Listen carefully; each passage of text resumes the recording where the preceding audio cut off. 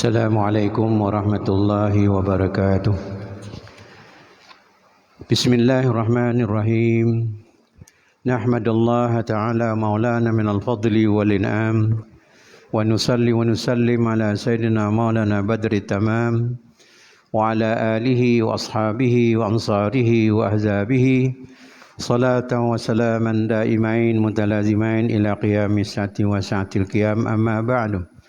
فإن أصدق الحديث كتاب الله وخير الهدى صلى الله عليه وسلم وشر الأمور محدثاتها وكل محدثة بدعة وكل بدعة ضلالة وكل ضلالة في النار سبحانك لا علم لنا إلا ما علمتنا إنك أنت العليم الحكيم اللهم ربنا Allahumma ja'alna minal ladzina yastami'una al-qawla fayattabi'una ahsanahu amin ya rabbal alamin. Jemaah yang rahmati Allah, tuan-tuan dan puan yang saya muliakan. Alhamdulillah kita menyambung lagi lah ya berkenaan dengan hadis pepandukan kitab Riyadhus Shalihin ya.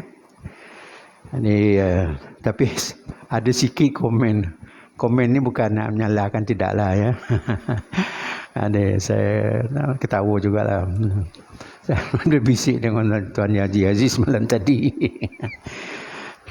Tuan guru kita tu kan dia baca ayat tu kan. Jadi daripada bawah dia buat kata.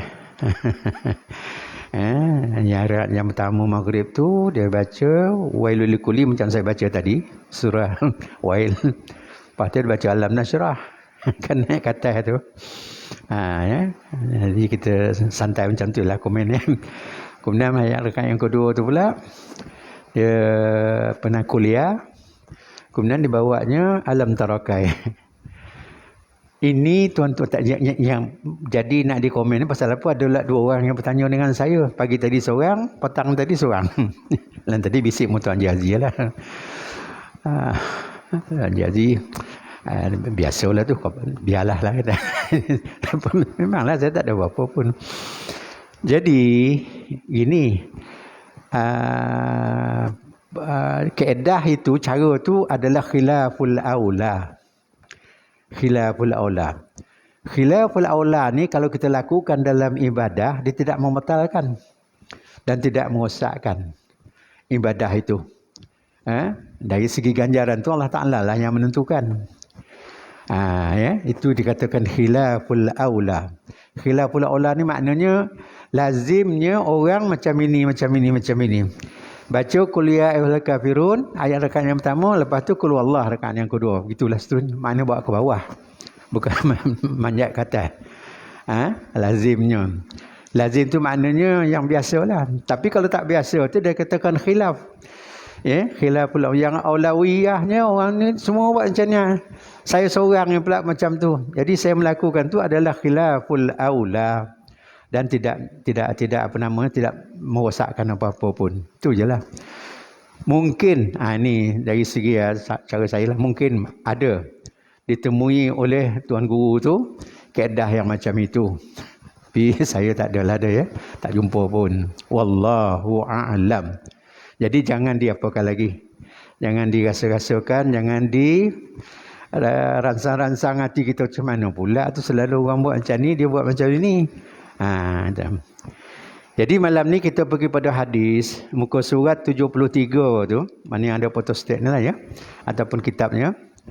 Bab harapan tu, muka surat 73, bab harapan. Ada satu hadis saja lagi yang bab harapan yang ini, yang belum kita sudahkan dulu ya. Jadi kita tu lagi sampai 9 ni bulan 5 tu ya. Jadi kita nak tengok yang ini ya.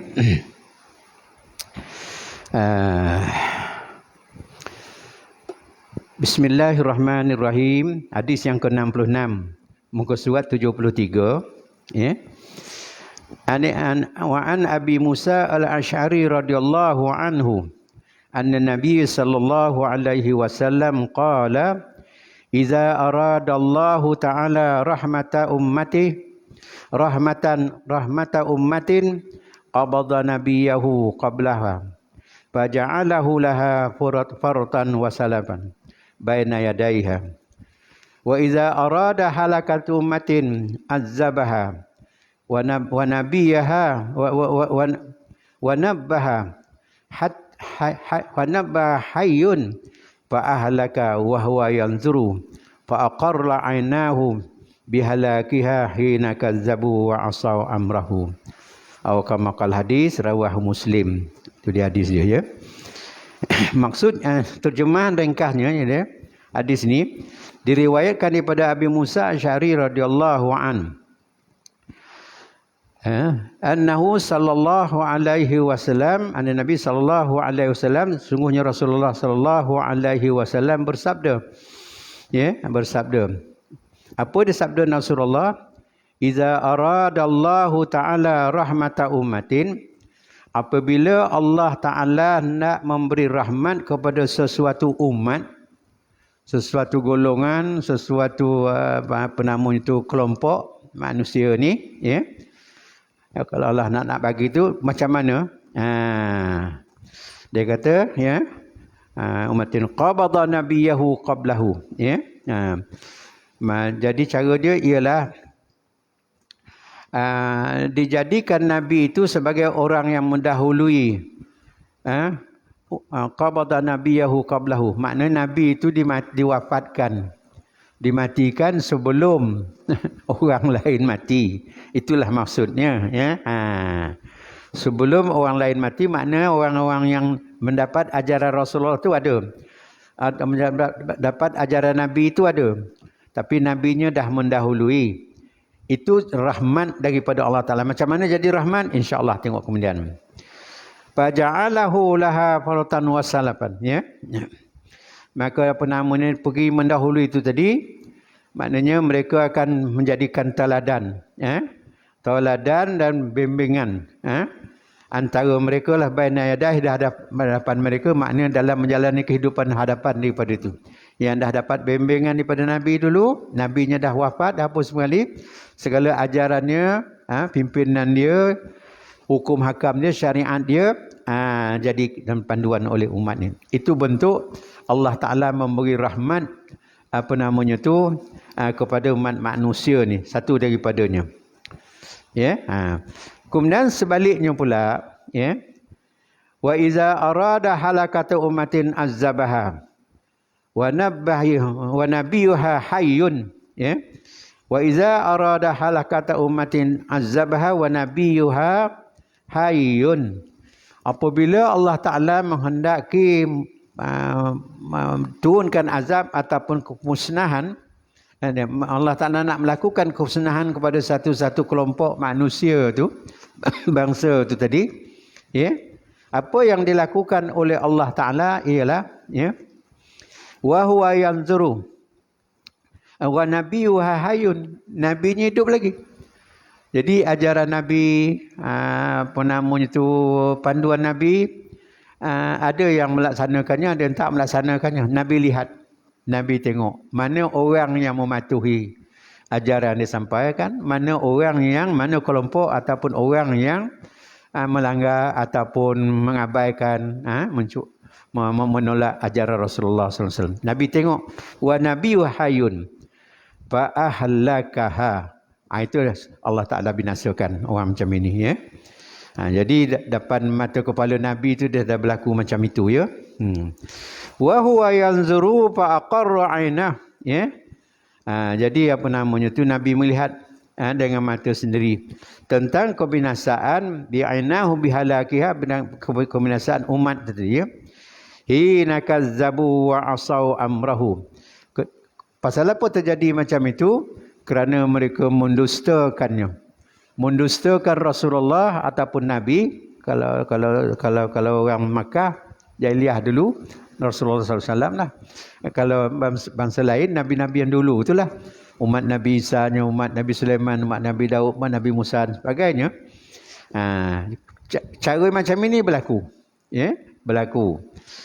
Jadi kazzabu disebabkan mereka itu mendustakan ajaran Nabi itu, ya, mendustakan ajaran Nabi, wa asaw amrahu, dan apa namanya itu, menderhaka kepada apa nama perintah dia, ya, perintah dia. Itu yang apa namanya dia dinyatakan dalam hadis ini. Maknanya ada dua. Rahmat satu, kemudian azab satu, ya. Ataupun kejayaan hidup satu, kemusnahan hidup bagi manusia itulah satu lagi. Kejayaan macam mana? Apabila mereka mengamalkan ajaran yang dibawa melalui kitab-kitab samawi dia. Kalau ajaran Nabi Daud tu melalui kitab Zabur dia. Nabi Musa tu melalui Taurat dia. Nabi Isa itu melalui Injil dia. Nabi Muhammad SAW melalui Al-Qurannya. Ini diturunkan pada mereka ini. Jadi apa terkandung dalam kitab-kitab samawi ini diamalkan oleh orang yang menerima. Orang menerima, ya. Dan mereka ada dalam Nabi dah pergi dulu dah. Nabi Isa dah diangkat ke langit. Ya, Nabi Daud dah wafat. Nabi Musa pun dah wafat. Jadi kalau Nabi Daud dah wafat, sebelum datang pula Nabi pengganti pimpinan ummah masa itu, maka mereka akan mengamalkan mereka tidak lagi mengamalkan ajaran Nabi yang telah wafat, yang telah meninggal tu. Kerana ketentuan Allah Ta'ala bagi kitab-kitab samawi ini, sama ada Injilnya, Tauratnya, ataupun Zaburnya, dengan kewafatan, meninggal dunianya Nabi-Nabi yang diturunkan kitab tu kepadanya oleh Allah Ta'ala. Jadi dia sampaikanlah masa dia hidup tu. Kemudian bila dia dah wafat, dia dimansuhkan ataupun dibatalkan dengan sendiri saja. Melainkan Al-Quranul Karim. Quran tidak, ya. Al-Quran tidak. Walaupun Rasulullah dah wafat, Al-Quran tetap digunakan pakai sampai hari kiamat. Jadi rahmat itu tadi Nabi tengok Nabi tinggalkan dan orang mengikut apa yang telah ditinggalkan, ya. Jadi orang menunaikan tanggungjawab meneruskan ajaran Rasul itu tadi, ya. Itu dia. Kemudian yang satu lagi di sini ialah apabila Allah Ta'ala nak membinasakan tadi, jadi orang melanggar, orang mengabaikan ajaran para Rasul ni tadi masa dia hidup lagi, jadi Allah Ta'ala binasakanlah, bagi cara, ya. Sebab tu macam kaum Ad, kaum Samud dibinasakan oleh Allah Ta'ala. Pada masa itu kaum Nabi Saleh ada lagi, ya. Jadi Nabi Saleh tengok, ya. Kalau tuan-tuan nak tahu di mana lokasinya kemusnahan kaum Ad dan kaum Samud ini, kalau tuan-tuan pergi ke Urdun ataupun Jordan, ya, Jordan, antara tuan-tuan kalau nak pergi ke utara daripada Amman tu ibu negara dia di selatan ni. Nak pergi ke utara, nak pergi ke Syria dan sebagainya, keluar daripada Jordan. Jadi sebelah kanan tu masa melalui highway tu, patut Syariah ni, nampak bukit-bukit gunung-gunung batu. Kata orang Islam mendendeng tuan. Tak pernah runtuh pun, ya. Jadi nampak di situ ada lubang-lubang, ada bentuk-bentuk bilik apa semua sekali. Itulah tempat kediaman umat Nabi Saleh, kaum Ad dan Samud dulu. Jadi kesan-kesan peninggalan mereka itu ada, ya. Jadi mereka ini akhirnya meninggalkan ajaran Nabi Saleh, ya. Maka Allah Ta'ala binasakan dengan pancaran cahaya, ya, dengan pancaran cahaya. Mana yang diliputi oleh cahaya pancaran tu, semuanya mati dalam sekelip mata, hangus semua sekali. Itulah, ya. Jadi perkara yang disebutkan di sini ialah, ya, Allah Subhanahu Wa Taala mengutuskan Nabi, ya, bagi satu-satu kaum tu, Nabi itu dilantikkan oleh Allah Taala sebagai satu rahmat. Ya. Jadi kita tak tahu, Nabi beritahu. Kalau kita ni tak ada Nabi, tak ada Rasul, kita ikut keadaan semasa je lah. Keadaan yang ada di sekeliling kita, persekitaran, ya. Kalau kebetulan persekitaran yang menjadi contoh teladan kita, lepas tu kita ikut cara macam itu baik, Alhamdulillah baiklah. Tapi kalau contoh dan teladan itu tak baik diamalkan, jadi tak baiklah. Tapi Allah Ta'ala dah beri jaminan. Orang yang tidak ada Nabi dan Rasul ni, saya dah sebut sini ke tempat title ni, dia tak tahu lah. Tapi dia kebetulan jumpa ni saya sebut ni. Surah lain ke masjid lain dia ni. Apa namanya tu, orang yang tidak ada manusia yang membimbing mereka, kumpulan yang membimbing, kumpulan yang tidak ada pembimbing dia, maknanya tak ada Rasul, tak ada Nabi. Dia hidup dengan keadaan persekitaran, environment. Itu dia. Jadi diikut itulah. Walaupun benda salah, benda tak betul, kalau betul tu eloklah, maknanya sesuailah dengan naluri dia, dengan keadaannya. Allah Ta'ala tidak azab. Allah Ta'ala tak charge dia, Allah Ta'ala tak kenakan denda, Allah Ta'ala tak dianggap berdosa pada mereka. Wa ma kunna mu'azzibina hatta nab'asa rasula. Kami tidak bangkitkan rasul, kami tidak mengazabkan satu-satu bangsa, satu-satu kelompok, satu-satu kaum itu sehingga didatangkan rasul pada mereka untuk mengajar. Mengajar, memimpin, memandu, membetulkan perjalanan hidup. Ini tak ada panduan. Jadi beri maaflah. Orang ini dikatakan sebagai orang kaum fitrah ataupun umat yang fitrah, umat yang tidak ada digunakan apa-apa pun. Umpamanya antara 500 tahun dengan pengangkatan Nabi Isa ke langit, ajaran Nabi Isa pun dah tak ada lagi dah. Sehingga pengutusan Nabi Muhammad bagai ganti daripada itu.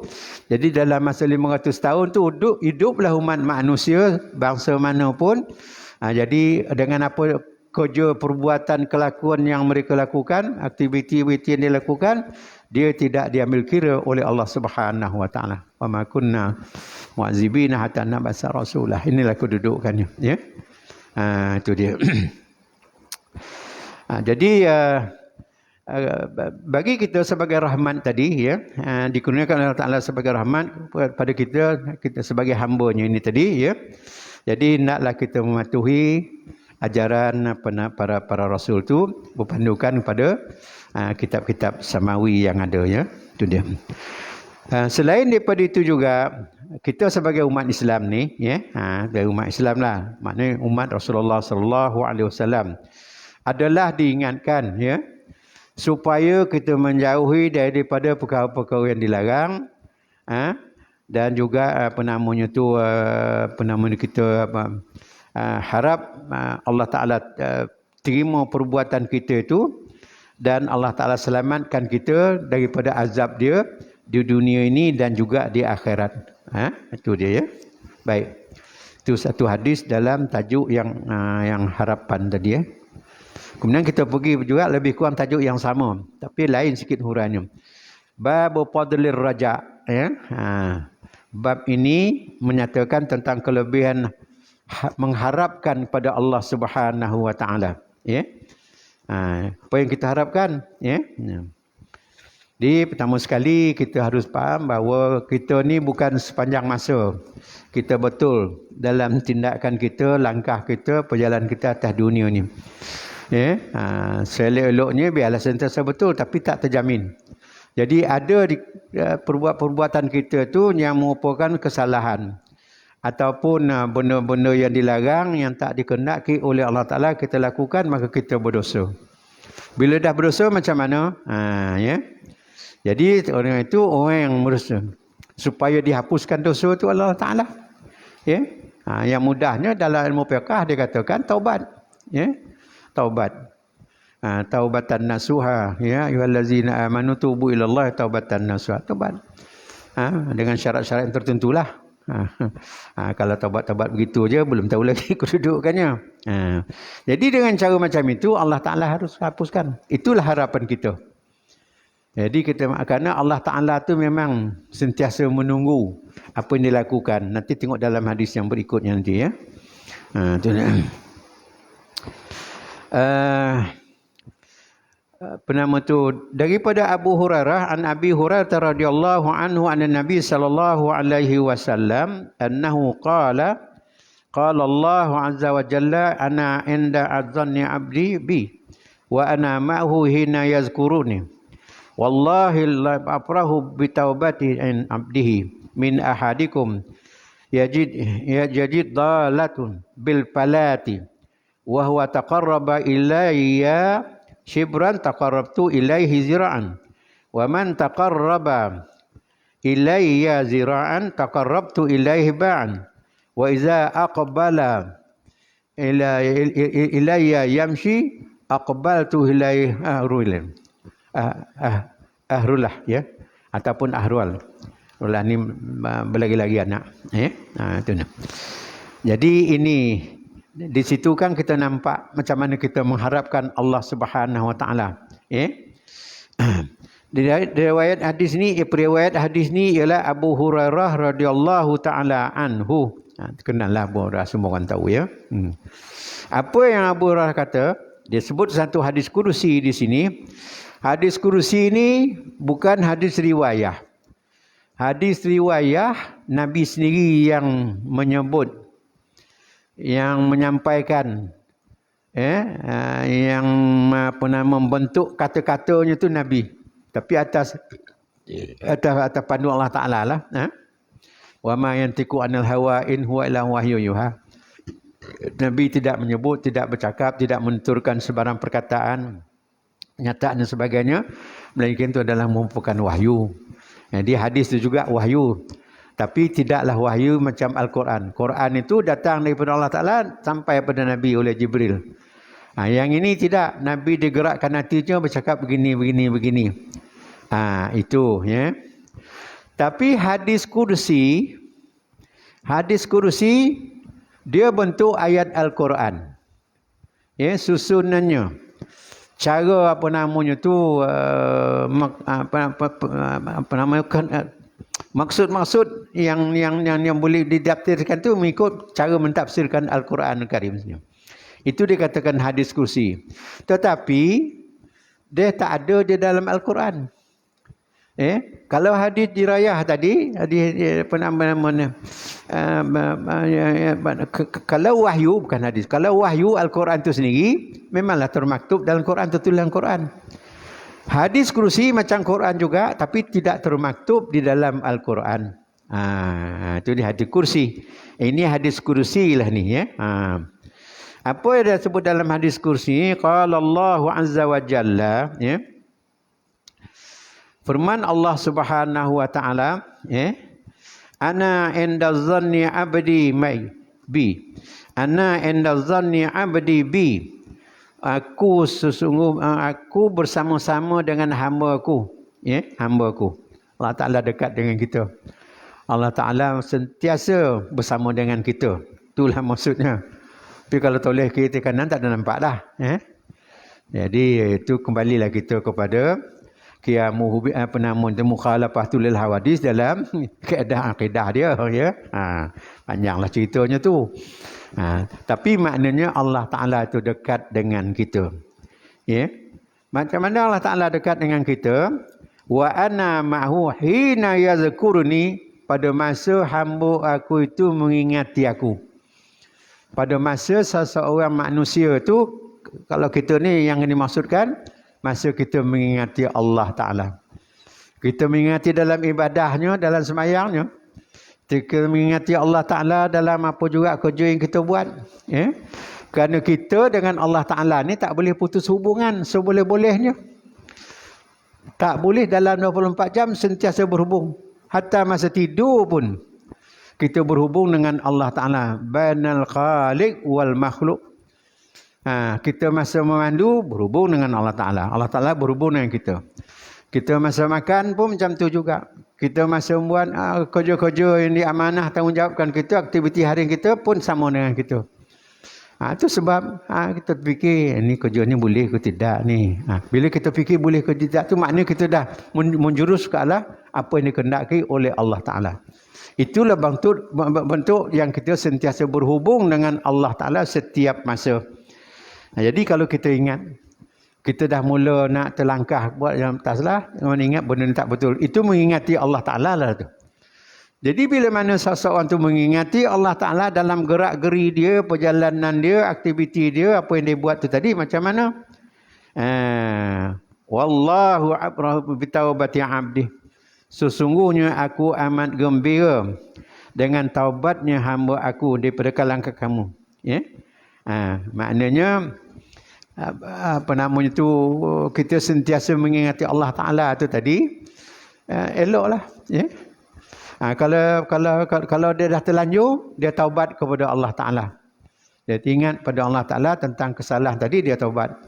Jadi apa namanya, tindakan kita membetulkan balik kesalahan tu dengan taubat itu adalah merupakan apa yang apa namanya tu yang dikehendaki oleh Allah Ta'ala.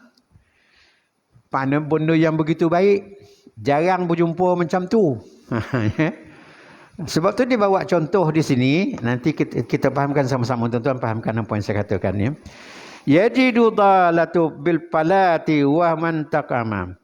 Macam seseorang itu ini bukan budaya kita cara macam ni. Macam seseorang pemilik binatang yang ditungganginya, yang digunakannya setiap masa untuk nak dia tunggangi, untuk nak pergi sana, pergi sini, untuk nak buat barang sebagainya. Kuda ke, unta ke, ataupun baral ke. Baral tu kaldai. Donkey. Biasanya baral ni lah. Suruh bawa barang untuk dia naik sama atas belakang dia. Baral ni, kaldai ni bodoh. Itu sebab ada ungkapan kata, kau ni kebodoh macam kaldai. Kalau tuan-tuan hidup di negeri Arab, khususnya kalau di Mesir lah. Salamun sanun di Sudan dan Libya.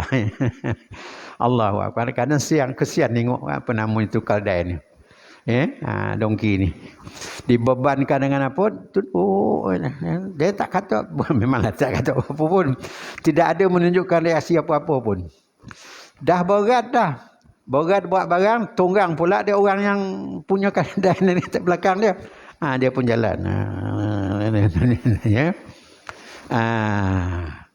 Binatang kesayang macam ni kalau hilang, memang merugikan betul-betul pada tuan dia. Terasa kesal yang amat sangat. Tak ada satu tekanan, tak ada satu bebanan yang terpikul rasa macam tu yang amat berat. Itu yang disebutkan di sini. Yajid min ahadikum yajidu dalah bil palak. Kalau sekiranya binatang ni hilang di tempat-tempat yang biasa, mudah ditemui balik.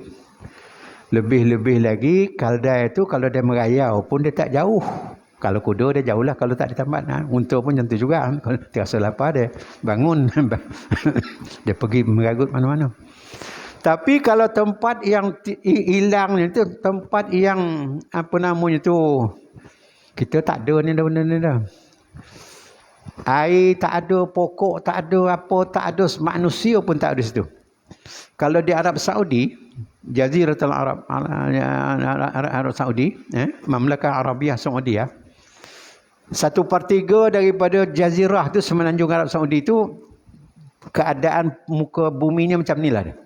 Tak ada tumbuh-tumbuhan, tak ada pokok, tak ada apa. Kalau di situ hilang binatang, memang tak ada harapan jumpa balik. Itu dikatakan falat. Ini dalam geografi dia, dalam apa namanya tu, dalam ilmu alamnya dikenalkan oleh sebagai apa namanya tu, Rubu'ul Khali di Arab Saudi. Tak ada apa yang hidup, tak ada apa benda binatang melata pun tak ada. Nak cari tikus ke apa ke tak ada. Kalau padang pasir tu pelanduk arnab pun semua banyak yang liar-liar tu, tapi yang biasalah yang ada sikit tumbuh-tumbuh di oasis, di valley-valley yang ada air, yang ada lembap-lembap. Tapi kalau itu pun tak ada juga. Rubu'ul Khali, kawasan kosong betul-betul. Pada tahun 1914 ya, ujung belum perang ke, belum perang yang pertama, tahun berapa ada yang pertama tahun 14 lah, sekelompok daripada khubara Ummah Muttahidah Amerika ya, pakar-pakar daripada Amerika datang, bukan dia jemput dari kerajaan Saudi, tidak. Tak Saudi dia leko macam tu je. Dia tak jemput, datang buat kajian, buat siasatan yang bahagian geologi ni. Masa yang sama juga pakar-pakar daripada Al-Hukumatul Gharbiyah, daripada negara-negara barat pun datang buat kajian di Rabu'ul Khali ni.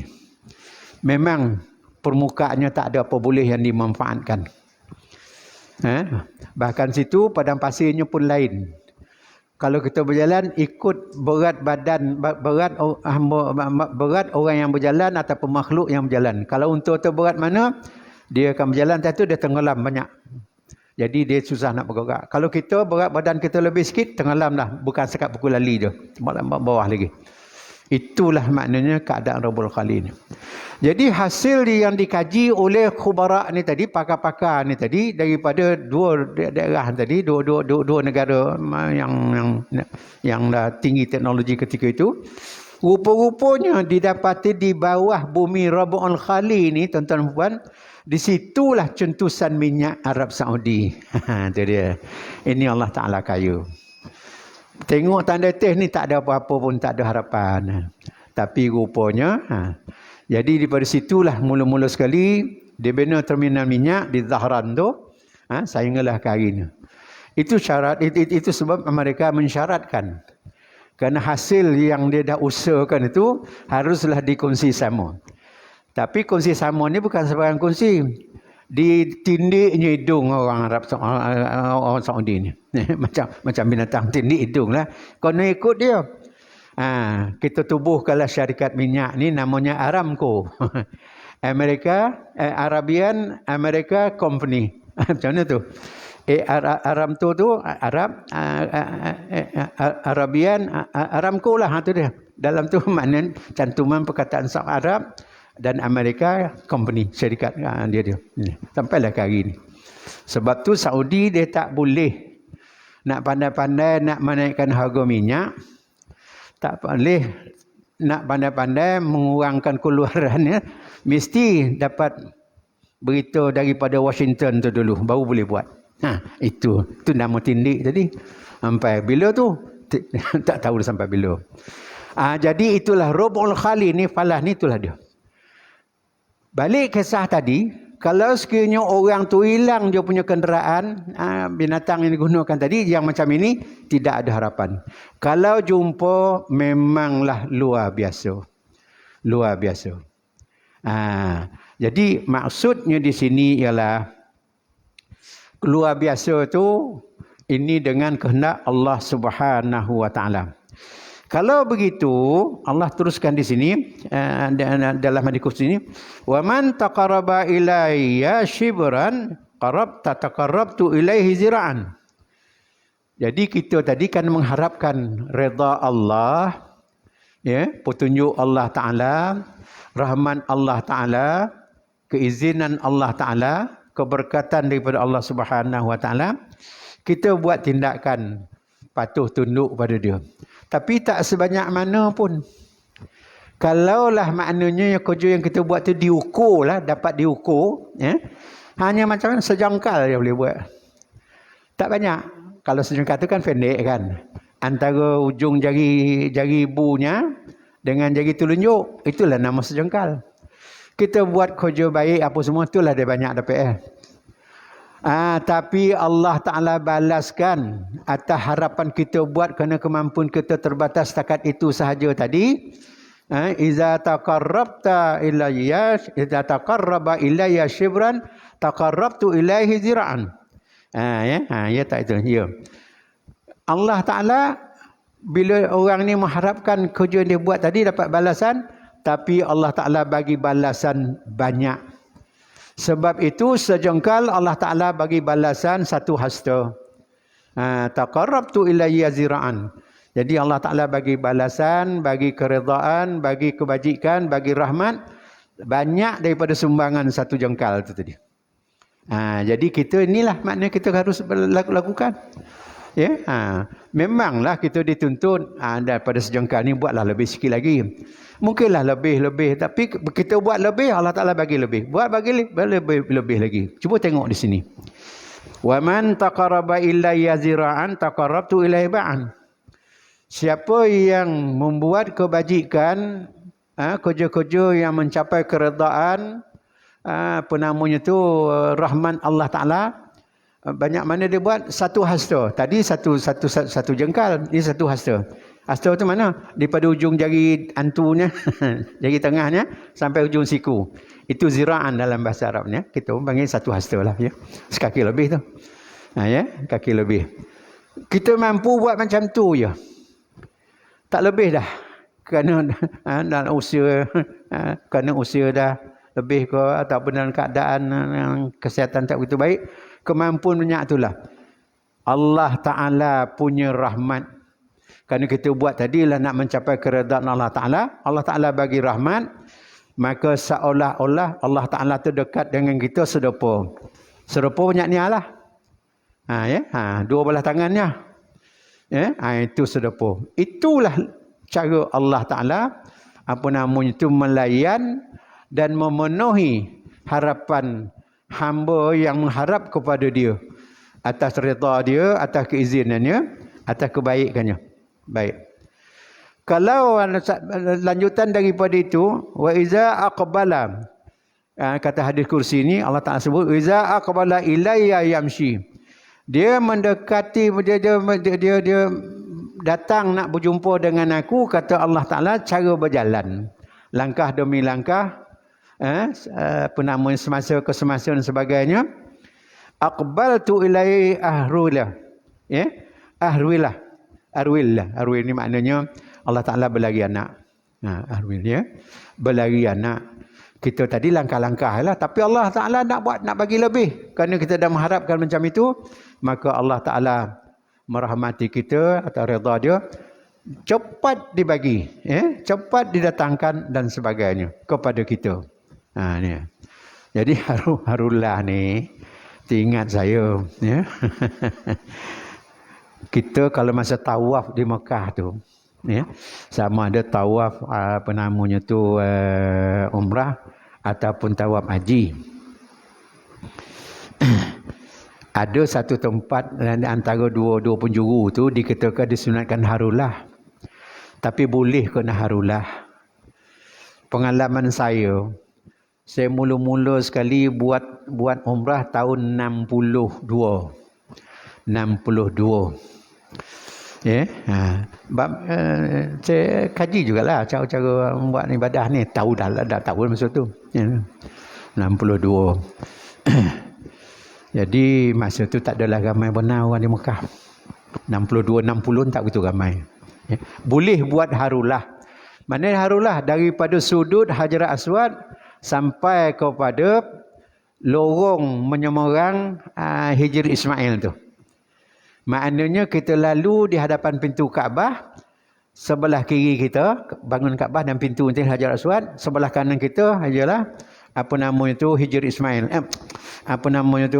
Tuan Jazi yang berkecampu tahu mana? Makam Ibrahim. Makam Ibrahim.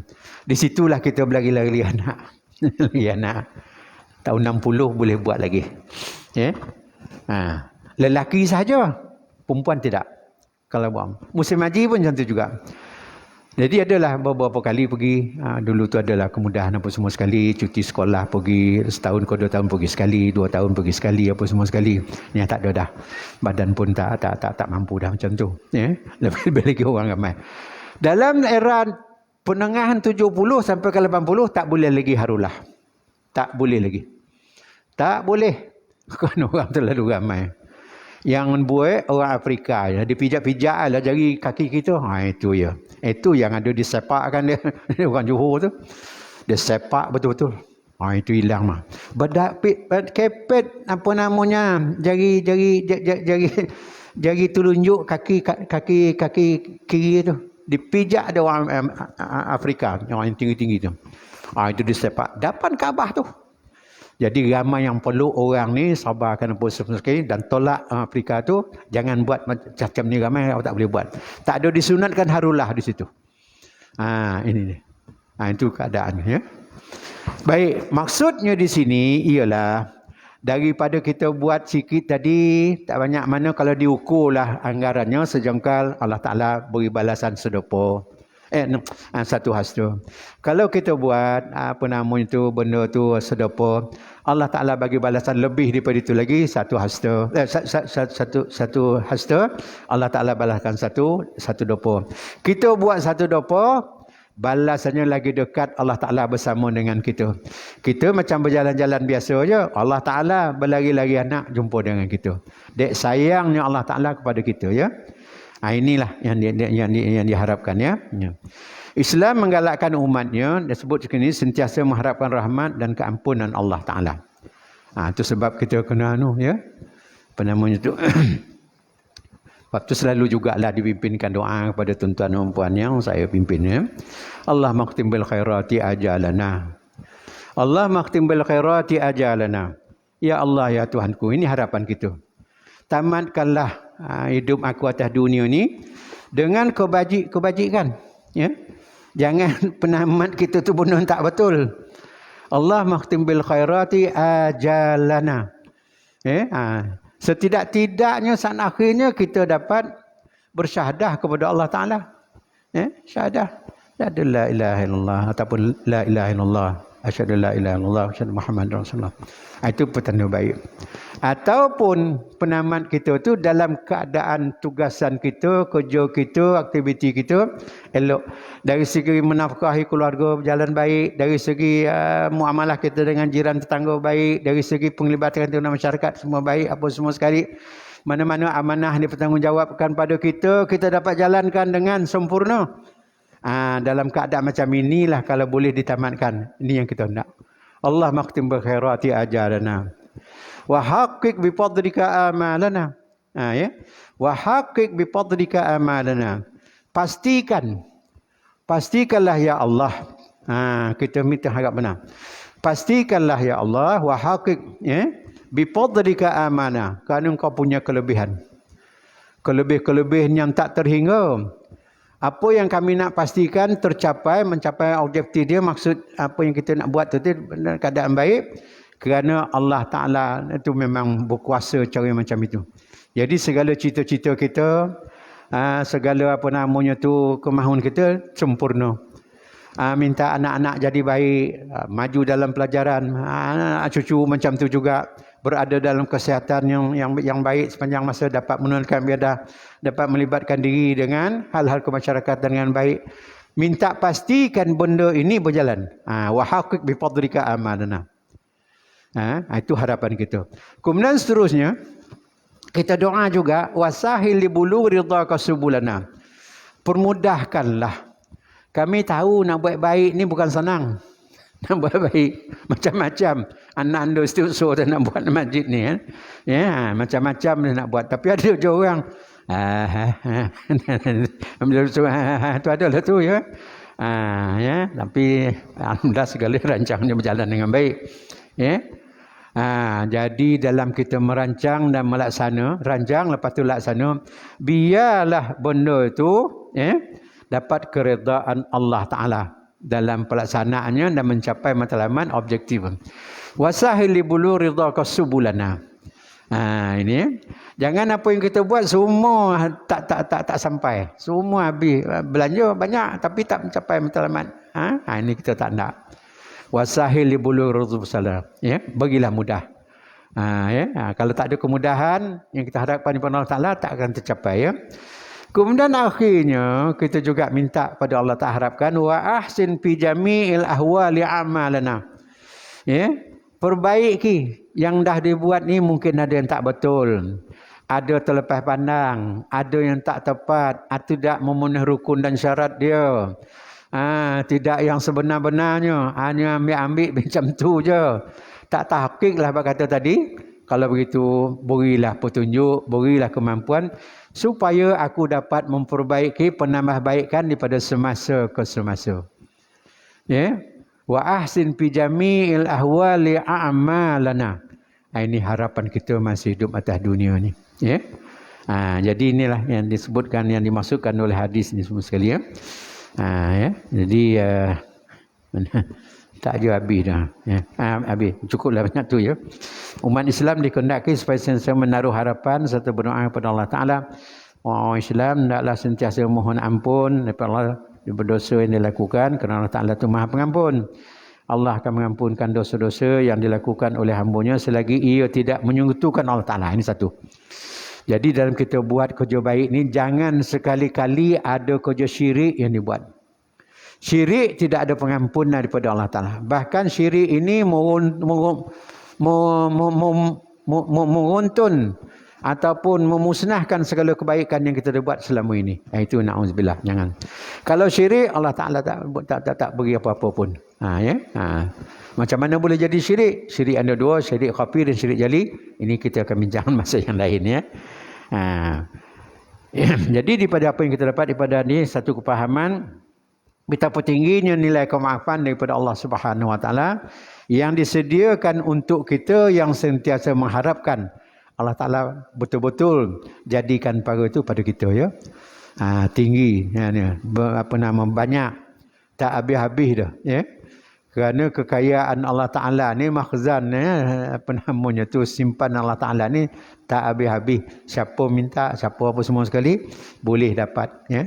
Jangan rasa aku minta dah habis kan, orang lain dah dapat, kita tak dapat. Tak ada macam tu. Jadi rasa setakat sajalah ya, kerana kita tak lebih pada masa. A'udzubillahi minasyaitonirrajim. Bismillahirrahmanirrahim. Alhamdulillahirabbil alamin wassalatu wassalamu ala asyrafil anbiya'i wal mursalin ala alihi washabbihi ajmain. Allahumma barik lana fihi Allahumma barik lana fiha Allahumma barik lana fiha Allahumma ja'alna minal ladzina yastami'una al-qawla fayattabi'una ahsana. Allahumma zidna ilman warzuqna fahman innaka ala kulli syai'in qadir. Wa sallallahu alaihi walhamdulillahi rabbil alamin. Assalamualaikum warahmatullahi wabarakatuh.